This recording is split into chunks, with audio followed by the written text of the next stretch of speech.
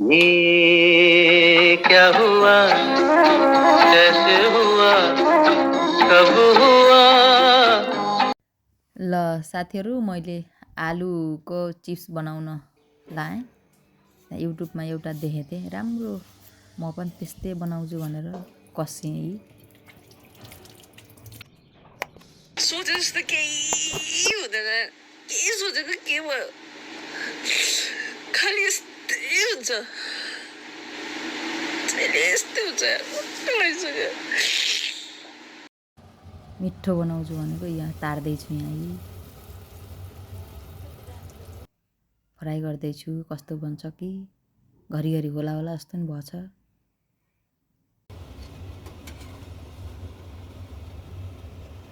फेरि अल्ल हेर्नुहोस्, यहाँ टुक्रा टुक्री बने, तिनैलाई फेरि मैले अब पकौडाको स्टाइलमा फेरि फ्राई गर्न लाएँ।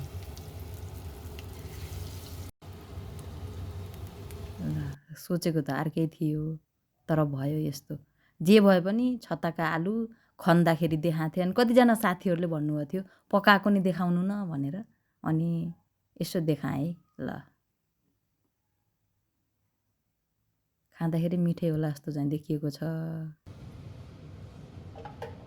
आलु चिप्सबाट पकौडा। ल ल ल छिटो छिटो छिटो छिटो छिटो। तेल गड्यो छिटो ममता।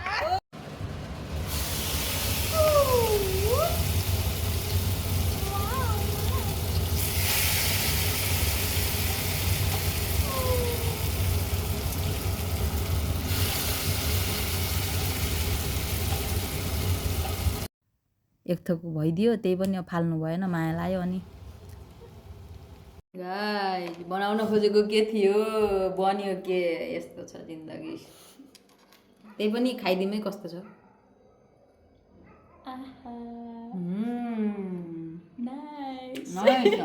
मिठो त छ, मिठो त छ हो, मिठो। ल खा त, ल यो गुड।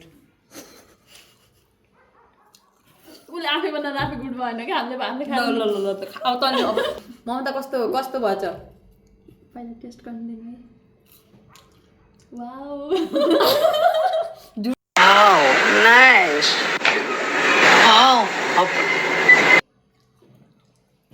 यसो कमेन्ट देख दुईटा कस्तो आयो, कस्तो लाग्यो।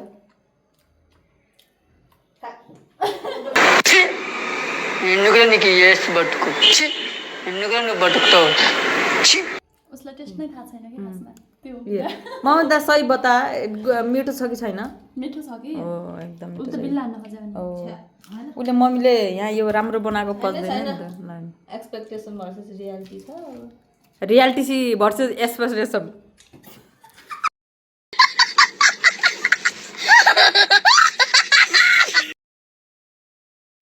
ल लुरी तरकारी बारीलाई लाइक कमेन्ट सब्सक्राइब गरिदिनु होला, धन्यवाद।